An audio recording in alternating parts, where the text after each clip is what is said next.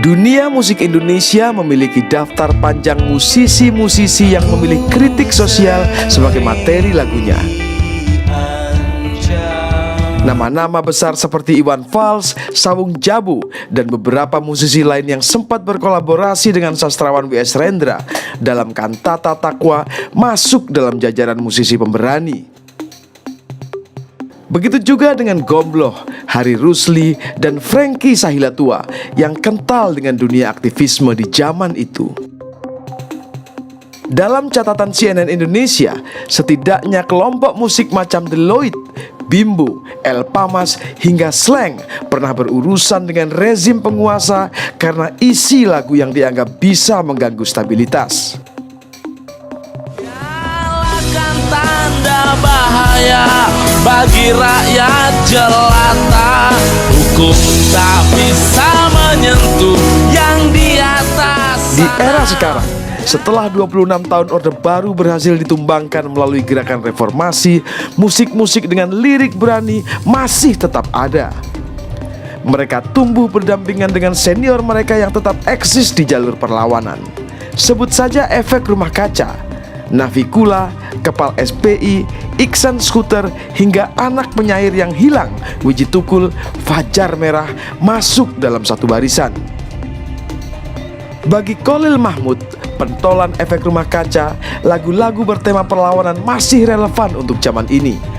Apalagi, bukan tidak mungkin semua ketidakenakan di masa lalu akan kembali terulang. Kalau apakah itu relate atau enggak, mungkin secara tema saya pikir secara garis besar bisa saja relate. Bisa saja relate ya, bahwa kan mungkin aja fenomena-fenomena tersebut berulang. Misalnya tersebut tuh misalnya apa ya, orang-orang yang dipinggirkan kan ada terus, ya kan, itu kan ada terus. Terus yang berusaha untuk misalnya memperjuangkan haknya itu kan juga ada terus. Lalu apa ya, orang yang melakukan perlawanan gitu ya, itu juga ada terus. Apakah tema-tema spesifik mungkin nggak relevan sama kehidupan mereka, tapi kalau kita ambil scoop yang lebih besar lagi gitu, misalnya helikopter view yang lebih besar, oh sebenarnya lagu ini juga cocok sih kalau untuk memang spesifik misalnya di udara ya, itu untuk Munir gitu ya, spesifik ya kita waktu buat. Tapi sebenarnya itu bisa berlaku nggak sih buat kita yang juga mendapatkan ancaman untuk melakukan misalnya advokasi kasus tertentu, atau kita ingin memperjuangkan sesuatu lalu kita diintimidasi, itu kan juga relevan buat mereka gitu kan, walaupun sebenarnya dia bukan Munir juga gitu. Jadi artinya relevansinya bisa jadi dalam konteks tertentu bisa berulang, dalam arti relevan sama kehidupan anak-anak sekarang juga, karena pada kenyataannya kan banyak hal termasuk ketidakadilan atau perlawanan itu ada terus gitu. Jadi sebagai pencipta mengharapkan kawan-kawan yang mendengarkan ini menjadi gerak ya, bukan hanya pendengar. Kalau bisa sebenarnya dia menjadi awal percakapan gitu, bahwa setidaknya jadi awal percakapan. Lalu bisa jadi nggak setuju juga kan orang yang dengar dengan lirik-liriknya Efek Rumah Kaca, ya nggak apa-apa, kita bisa bercakap-cakap, nggak harus setuju juga. Tetapi kalau setuju, kira-kira apa yang akan dilakukan ya untuk misalnya melanjutkan percakapan itu gitu. Percakapan itu kan biasanya perlu dilanjutkan oleh sesuatu tindakan atau aksi gitu. Kira-kira apa yang bisa kita lakukan? Bisa misalnya saya waktu buat lagu Munir kan juga terinspirasi dari karya film, misalnya Lexi ya. Lexi bikin film soal Garuda's Deadly Upgrade, sama ada bersama orang lain gitu ya. terus kayak terinspirasi juga ya untuk bikin sesuatu hal tentang Munir tapi mediumnya lagu gitu. Itu kan sebenarnya sama aja dengan kalau saya terinspirasi dari film, mungkin orang juga ada yang terinspirasi dari karya saya gitu. Ketika ada terinspirasi, mungkin aja mereka nggak tahan untuk bisa alihwahanakan inspirasi tersebut dalam bentuk yang lain. Jadi ketika misalnya di aksi Kamisan ya, ini kan sudah aksi yang kesekian ratus, orang-orangnya sudah berbeda, dan sekarang generasi sekarang yang kita lihat yang hadir di sana itu juga mostly kan mungkin Gen Z kita nyebutnya begitu ya. Apakah itu bagi pencipta cukup membanggakan? Oh ternyata kawan-kawan ada yang menjadi gerak dari lagu-lagu itu misalnya gitu. Membanggakan dalam artian yang step one lah. Tidak hanya mendengar tapi datang kemudian di setiap Kamis. Nah, itu kan ada di sana itu. Konteksnya kalau kita jadi gerakannya jadi besar, ternyata kita bisa berkontribusi, ya senang. Tapi bukan berarti mendaku bahwa orang gerak karena lagu ini gitu, enggak sih. Pengennya bahwa ternyata lagu masih efektif kok untuk bisa menjadi salah satu jalan yang menggerakkan orang atau membuat orang paling tidak memikirkan apakah kasus tertentu atau langkah ini bisa dilakukan atau enggak gitu ya. Itu gini, ini kan bukan lirik-lirik berani kritik sosial ini kan bukan hanya di tahun ini ya. Sebelum-sebelumnya ada misalnya Iwan Fals, Sawong Jabu misalnya, kemudian Frankie Sahilatua dan seterusnya ya. Ini apakah ada atmosfer yang berbeda menyanyikan dengan yang senior-senior dilakukan itu sekarang? Ada yang suka, ada yang tidak suka dengan ERK karena lirik-liriknya. Merasakan nggak itu? Kalau secara langsung enggak ya. Yang maksudnya yang memberikan pernyataan secara langsung, gue nggak suka lagu lu karena lagu-lagunya politik, itu enggak. Lebih ke ya mungkin mereka nggak dengerin ERK karena lagu-lagunya politik tapi nggak pernah mengutarakan pendapat. Jadi yang langsung nggak pernah. Pernah nggak manggung di sebuah tempat terus ada permintaan khusus dari panitia, yang ini jangan ya, yang ini jangan, lagu-lagu yang jangan gitu? Bukan karena satu band tapi karena event gitu misalnya. Pernah sih, karena ada satu event misalnya kayaknya kok situasi di wilayah itu lagi nggak kondusif, lalu kalau ada lagu politik kayaknya jadi membakar massa gitu, takutnya terjadi hal yang bikin runyam situasi di kota itu gitu misalnya. Iya. Ya, pernah. Gimana ketika ada pelarangan semacam itu dari kawan-kawan ERK? Ya diomongin di atas panggung, dikasih tahu ini emang ada apaan kok kita dilarang-larang gitu ya, maksudnya emang kenapa gitu. Dan nggak ada masalah maksudnya setelah itu? Nggak pernah ada masalah diteleponin di apa ini kok ngeyel sih, ya misalnya gitu. Dalam konteks yang itu waktu itu enggak, tapi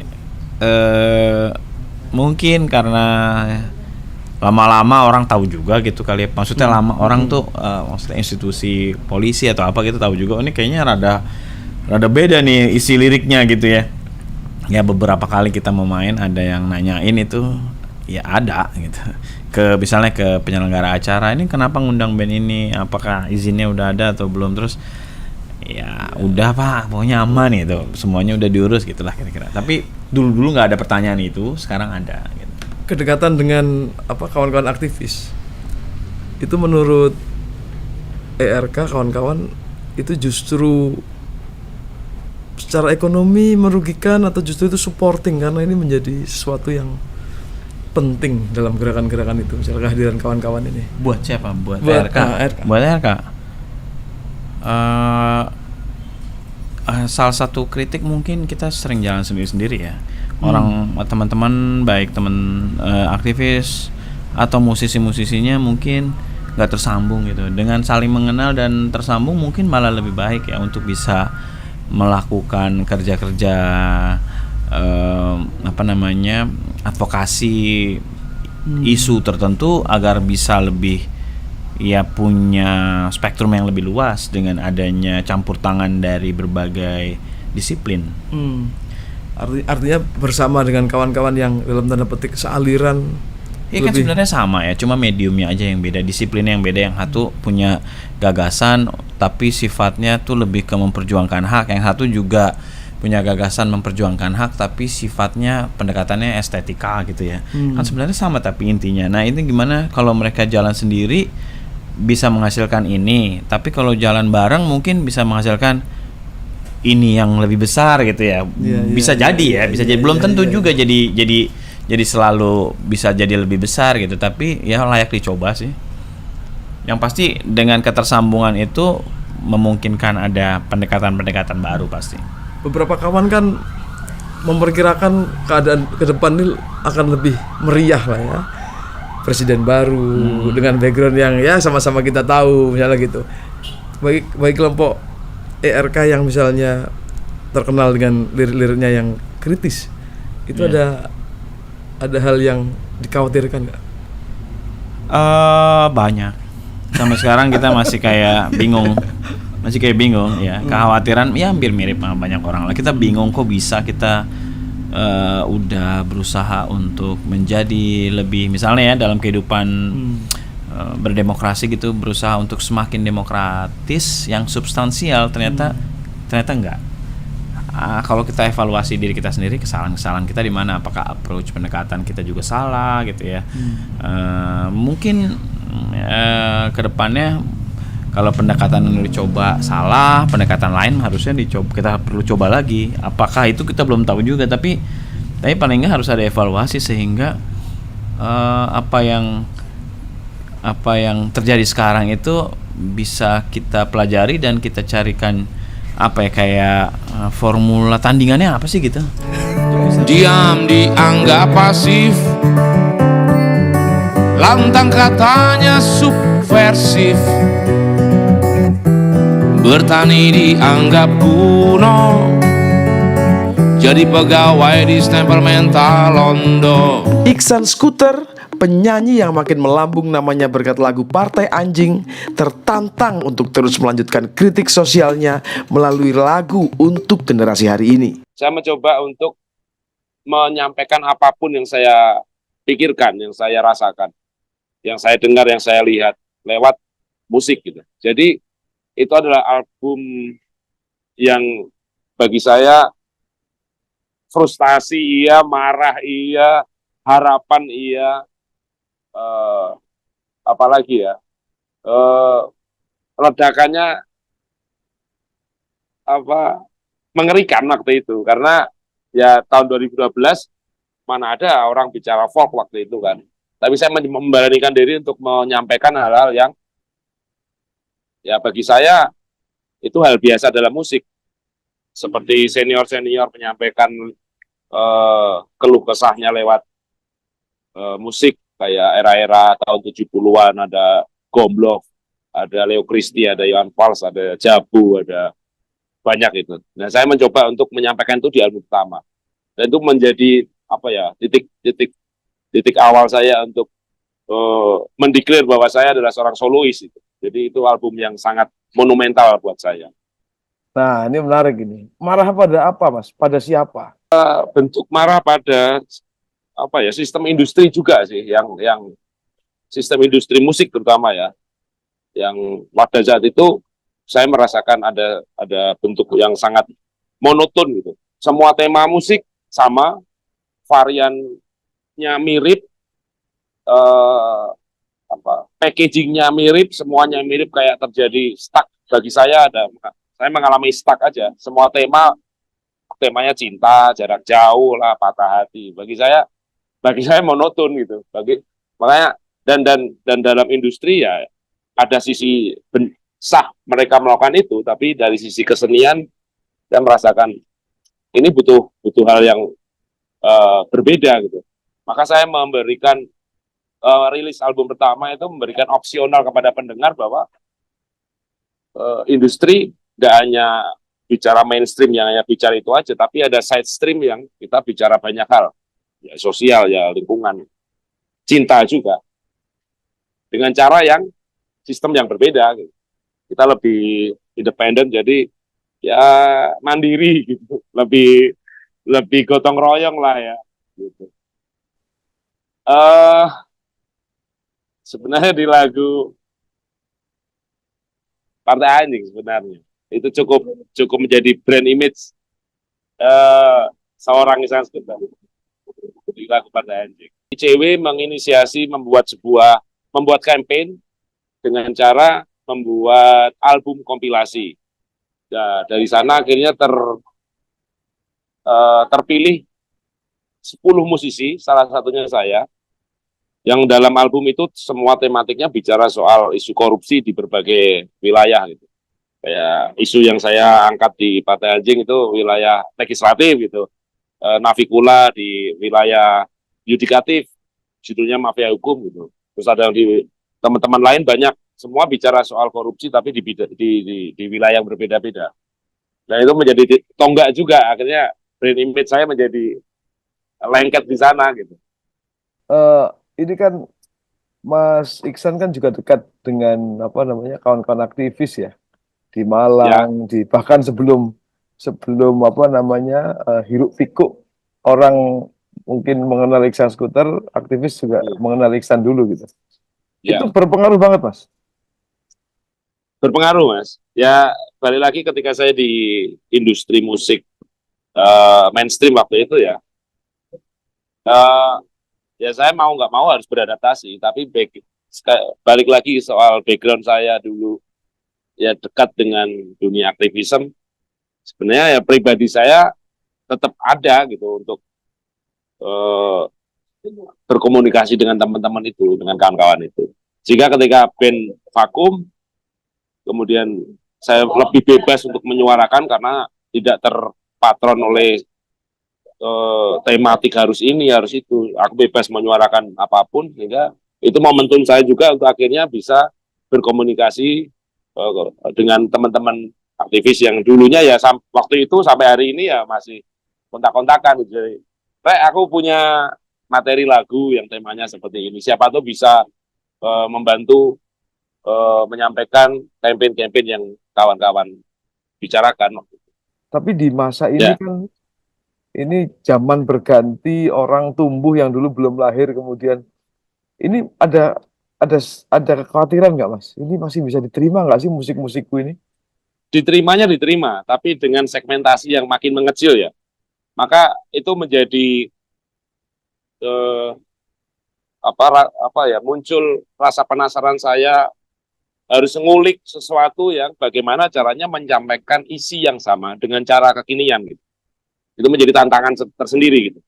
Jadi anak hari ini kan lebih suka tematik yang relate dengan kehidupan mereka dan lain sebagainya. Sedangkan kondisi zaman yang dengan teknologi yang sangat cepat ini, kita disuguhkan sesuatu yang baik-baik saja.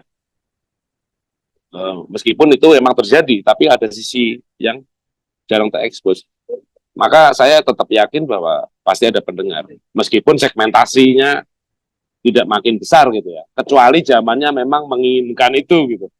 Tapi saya balik lagi itu menjadi tantangan tersendiri, menyampaikan hal yang sama dengan cara kekinian supaya seringan mungkin, se-fun mungkin gitu.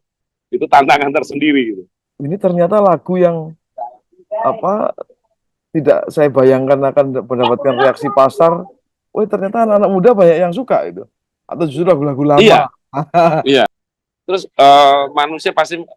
manusia, zaman yang berisi manusia pasti mengalami pergeseran-pergeseran. Dan nggak kaget musik-musik Iwan Fals, Jabu yang dulunya booming, kemudian dia karyanya turun. Tapi pada saat emang zamannya relate dengan tematik lagunya, maka ya lagu-lagu itu akan naik lagi ke permukaan gitu.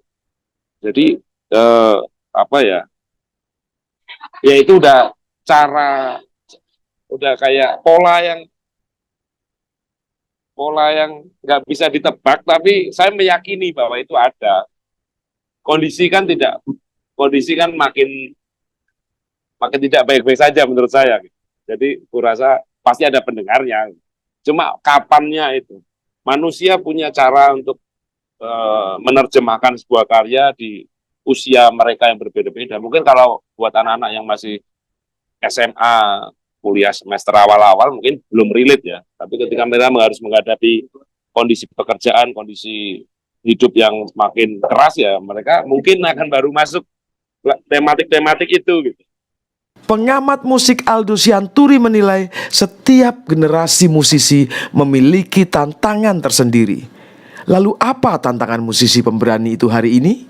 Mas, sebenarnya kalau secara general itu kawan-kawan yang liriknya berani itu ada tempat nggak sih Mas di Indonesia, Mas? Oh, tempatnya luas Mas sebenarnya sekarang gitu ya. Cuma memang nyalinya beda ya gitu. Gimana? Ya, artinya semua belajar dari masa lalu juga kan.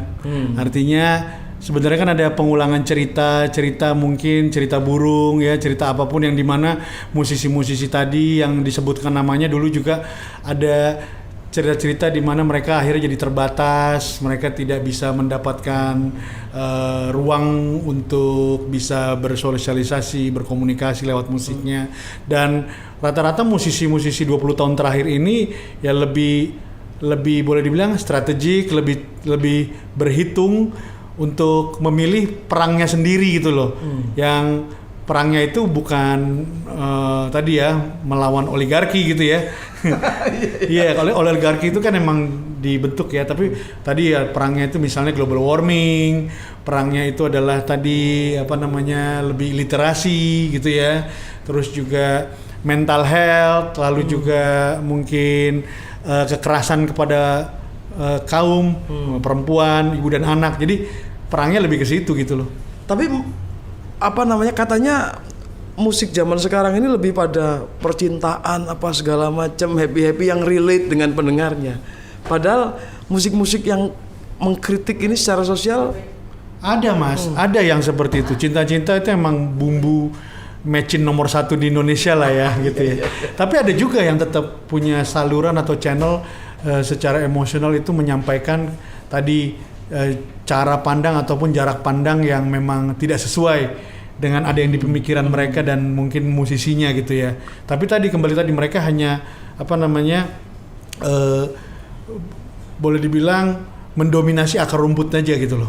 Mendominasi akar rumput. Iya, belum sampai ke atas gitu loh. Artinya di grassroots-nya aja gitu loh. Jadi isunya cuman isu yang sifatnya itu tidak nyata-nyata menyentuh. Iya, karena 5 tahun terakhir aja nggak ada musisi yang ditangkap. Iya kan artinya. Artinya apa artinya? Ya artinya ya apa yang mau diperjuangkan gitu. Padahal kita punya Omnibus Law. Putih sebenarnya itu kanvas putih untuk bisa membuat tadi menjadi masterpiece kan sebenarnya, menjadi sesuatu hal yang. Tapi tadi boleh dibilang bahwa pembisik-pembisik di sekitar musisi hari ini juga mungkin memilih untuk lebih nyaman aja Mas. Karena berhubungan dengan waktu, kan gitu ya. Berhubungan dengan waktu. Tapi memang kalau misalnya orang mendengarkan Efek Rumah Kaca misalnya, atau Iksan Skuter atau Sisir Tanah ya kalau nggak salah itu ya, itu memang semangat bisa terbakar nggak sih Mas? Bisa Mas, tapi domestik aja gitu. Artinya ada satu mental model gitu ya, di mana pendengar hari ini itu ya tadi artinya dia melihat juga kepada kepala sukunya. Kalau bandnya nggak gerak ya mereka nggak gerak gitu loh. Ya contoh lah, kurang berapa banyak sih slankers di Indonesia gitu ya, tapi mungkin meneng-meneng aja gitu loh. Iya. Ya karena kepala sukunya ya udah santai aja gitu kan. Artinya mereka sebenarnya tahu isi dari lirik yang dibawakan, tapi untuk menjadi gerak perlawanan, kata-kata begitu, itu hal lain. Hal lain, karena tadi nggak bisa cuma datangnya dari satu musik aja gitu kan. Kalau dulu kan, kalau kita balik lagi 26 tahun lalu kan ada reformasi 98 nih Mas, yang dimana saat itu semua masih burning gitu ya, gitu loh. Belakangan ini mana gitu, nggak ada. Dari sisi bisnis, musik-musik yang menawarkan kritis terhadap penguasa, kritik sosial itu masih terbuka atau justru semakin menyempit? Semua apapun musik pasti terbuka Mas gitu. Kenapa? Karena statistik itu kan nggak berhenti ya di sosial media, ya statistik di YouTube channel juga seperti itu tidak. Jadi terbuka sebenarnya, malah lebih gampang sebenarnya. saat ini lebih gampang. Lebih gampang. Kamu nggak harus bikin cetak CD, cetak kaset seperti zaman 30 tahun lalu gitu loh. Sekarang tinggal dari kamar sendiri pun just push play gitu, masuk lewat agregator, itu besoknya semua orang udah bisa denger tanpa ada pembatasan waktu. Kalau dulu kan harus ke toko kaset, buka jam 9, tutup jam 9 malam pagi gitu ya. Nah, sekarang kan nggak ada 24/7 gitu loh. Artinya nilai-nilai yang ditawarkan para musisi berani ini harusnya lebih panjang lah. Sebenarnya gitu loh, tapi tadi kembali lagi, memang jangan dilupakan nih ada generasi senja nih Mas yang suka lagu folk ya kan, ya kan, perangnya beda gitu loh. Artinya ya udah cari aman aja sekarang gitu loh, lebih laid back, lebih gitu loh. Kalau saya ngelihatnya gitu sekarang uang sekolah, uang kuliah aja naik, nggak ada yang langsung teriak tentang lagu itu. Sekarang tiba-tiba trending, misalnya waktu itu trending misalnya goyang itik, langsung jadi lagu goyang itik. Sekarang nggak ada nih, ya kan, kemarin apa namanya gemoy langsung jadi lagu gitu kan. Tapi sekarang KTU nggak ada yang jadiin lagu. Ini adalah tugas kalian para musisi.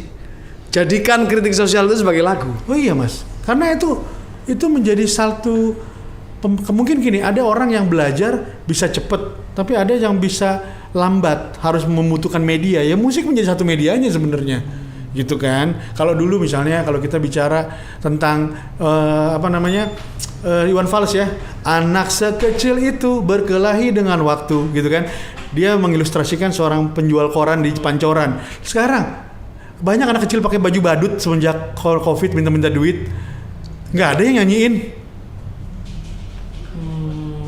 Artinya apa ya? Apakah kita semakin tebal perasaannya atau justru kita nggak peka? Kepekaannya diganggu oleh sosial media Mas, yang per detik itu berganti informasi gitu loh. Jadi oversupply informasi itu, jadi bingung mau ngomong yang mana nih. Terus juga takut lawannya sekarang algoritma Mas, lawannya machine learning. Jadi takut udah basi. Sementara kan bikin lagu itu proses ya, gitu loh. Ada proses untuk lirik, membangun liriknya, strukturalnya, arsiteknya, ada juga melodinya kan, notasinya. Tapi nanti kalau terlalu keras nggak diajak di panggung-panggung off air Mas. Ya kan nggak harus keras. Oh iya kan? Nggak harus keras. Tadi ngomongin sekarang begitu banyak anak muda pengangguran di Indonesia, kita nggak harus keras kok, gitu loh. Ngomongin begitu banyak orang judi online, ya kan, pinjaman online, nggak ada di lagu. Padahal harusnya, ayo dong, celotehan-celotehan itu. Kuliah mahal, kuliah mahal, sarapan gratis, kan gitu. Harusnya